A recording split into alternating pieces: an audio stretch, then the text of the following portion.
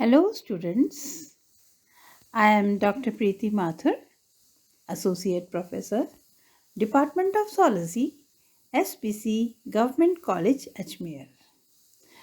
Good morning students. Today आज हम आपको निमेटोडा के बारे में बताना चाहूँगी मैं, जिसमें कि सारे जैसे प्लेटेहेल्मिन्थेस हमने पढ़ा था, ये दूसरा संघ है जिसे कहते हैं निमेटोडा और इसका बहुत अच्छा उदाहरण है एस्केरिस। इसका उदाहरण जो है वो एस्केरिस है। इस फाइलम में जो जंतु आते हैं वे द्विपार्श्व सममित जंतुओं की एक कोटि जो कि प्लेटेहेल्मिन्थेस जंतुओं के समान ठोस नहीं होती, वरन इसमें एक गुहा पाई जाती है जो वास्तव में ब्लास्टोसील ही है। ठीक है स्टूडेंट्स। तो स्टूडेंट्स, निमेटोड्स में जो गुहा पाई जाती है या बॉडी कैविटी पाई जाती है वो वास्तव में भ्रूणीय कोरक या ब्लास्टोसील की बनी हुई होती है। इस गुहा में तीसरे जन स्तर यानी कि मेसोडर्म की कोशिकाएं व अंग पाए जाते हैं जो स्वतंत्र रूप से लटके रहते हैं। कुछ उच्चतर जंतुओं में देह गुहा मेसोडर्म से रेखित होती है तथा यह स्तर वयस्क में पेरिटोनियम कहलाते हैं। सभी अंतरांग इस पेरिटोनियम से बंधे होते हैं तथा इस प्रकार ये रिट्रोपेरिटोनियल होते हैं। यहाँ जो गुहा दिखाई देती है वह भ्रूणीय मेसोडर्म के बीच में बनी है, अतः दोनों ओर अंदर से बाहर यानी कि अंदर से बाहर से मेसोडर्म से ही रेखित है। इस प्रकार की गुहा को सच्ची गुहा, देह गुहा या ट्रू सीलोम कह दिया जाता है या कहते हैं। ये बहुत इम्पॉर्टेंट क्वेश्चन ये कई बार आ जाता है आपके एग्जाम्स में, जिसको स्टूडेंट्स आप याद रखिएगा।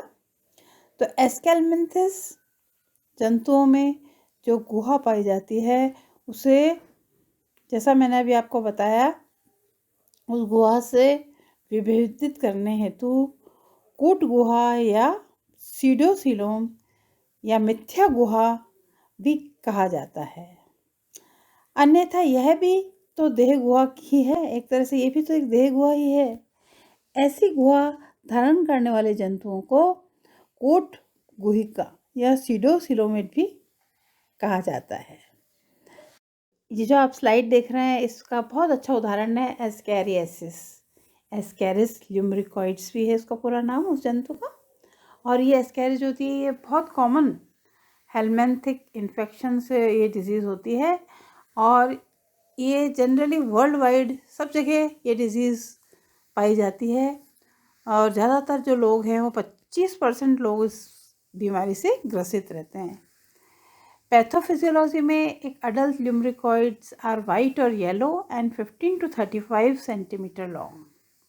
They live 10 to 24 months in the jejunum and middle ileum of the intestine. Each day, female lumbricoids produce 240,000 eggs, which are fertilized by nearby male worms. Eggs may remain viable in soil for up to 17 months तक ये egg जो है वो soil में पाए जाते हैं। पहले इनका एक प्रमुख संघ एस्केल्मिन्थेस या निमेटहेल्मिन्थेस माना जाता था, जिसके अंतर्गत कूटगुहिकों के 6 वर्ग क्लासेस रखे गए थे, परंतु कुछ वर्गीकृत एस्केल्मिन्थेस नाम की कोई वर्गीय स्तर न देकर इन्हें सभी कूटगुहकों के पर्यायवाची शब्द के रूप में काम लेना पसंद करते हैं। अब ये निमेटोडा, इस संघ के सदस्यों का शरीर जो है वो धागे के समान थ्रेड लाइक होता है तथा शरीर पर कोई खंड नहीं पाए जाते हैं। शरीर बेलनाकार होता है, अतः सामान्य भाषा में इन्हें गोलकृमि या राउंड वर्म्स भी कहते हैं। और मेटाजोआ के संघों में यह कीटों के बाद सबसे बड़ा संघ है। इसकी 80,000 जातियां ज्ञात हैं। ये जंतु लगभग समस्त प्रकार के आवासों में पाए जाते हैं। इनमें से अनेक मुक्त जीवी हैं तो अनेक जंतुओं व पादपों पर परजीवी के रूप में पाए जाते हैं। इस संघ के कुछ अन्य लक्षण भी आपको मैं बताऊंगी। तो स्टूडेंट्स, एस्कैरियासिस जो है वो किस जंतु से फैलता है? एस्कैरिस से। एस्कैरिस का पूरा नाम है एस्कैरिस ल्यूम्ब्रिकोइड्स। क्या इस जंतु का कॉमन नाम जो है वो मैंने अभी आपको बताया था, राउंड वर्म्स। तो इस जंतु के द्वारा फैलाई गई जो डिजीज़ होती है उसको एस्कैरियासिस कहते हैं। पिछली स्लाइड में मैंने आपको बताया था। और इस डिजीज़ में क्लिनिकल बात यह है कि इसकी हिस्ट्री जो है वो ये है कि अर्ली सिम्टम्स जो होते हैं एस्कैरियासिस के, वो सबसे पहले लंग में माइग्रेशन करता है ये कीट। फिर उसके बाद it include cough, dyspnoea, wheezing and chest pain होने लग जाता है। फिर उसके बाद एब्डोमिनल पेन शुरू हो जाता है, डिस्टेंशन हो जाती है, colic, nausea, anorexia and intermittent diarrhoea may be manifestations of partial or complete intestinal obstruction by adult worms. तो फिजिकली देखने पर हम देखते हैं कि जिन जीवों में ये एस्कैरिस जो है ये अधिक संख्या में ये वर्म्स एकत्रित हो जाते हैं या पाए जाते हैं, तो उनमें फिजिकल लक्षण इस तरह से होते हैं जैसे कि रेल्स, विजेस एंड टेफिनिया में डेवलप ड्यूरिंग पल्मोनरी माइग्रेशन। जब ये जैसे ये जर्म जो जैसे ये वर्म है ये जैसे ही हमारे उनके फेफड़ों की तरफ पहुंचते हैं तो उसमें क्या होता है, पर्टिकुलरली डिफरेंट तरह से फिजिकल सिम्टम्स आते हैं, particularly in persons with high worm burdens.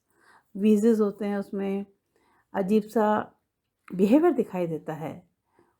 और दूसरी बात ये, जब जैसे ही एब्डोमिनल पेन शुरू होता है तो एब्डोमिनल टेंडरनेस पाई जाती है, specially in the right upper quadrant.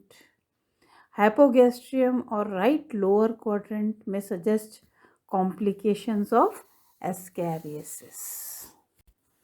तो इस तरह से इस स्लाइड में हमने ये बताया आपको कि पहला डायग्नोसिस इसी से हो जाता है कि बाइलेरी कोलिक हो जाता है, कोलोनिक ऑब्स्ट्रक्शन हो जाता है उस जीव में, और पैनक्रियाटाइटिस हो जाता है, यानी कि पैनक्रियास पे भी अटैक करते हैं ये, और अक्यूट निमोनिया हो जाता है उन जीवों को, and there is community acquired. तो होल कम्युनिटी को ये हो जाता है। और निमोनिया जो है इसका एक और लक्षण है जो कि इन जंतुओं की अधिकता से, बॉडी में इन जंतुओं की अधिकता से दिखाई देता है। So students, I thank you all for patiently hearing me, and then I again repeat my name. My name is Dr. Preeti Mathur, Associate Professor, Department of Zoology, SPC, Government College, Ajmer.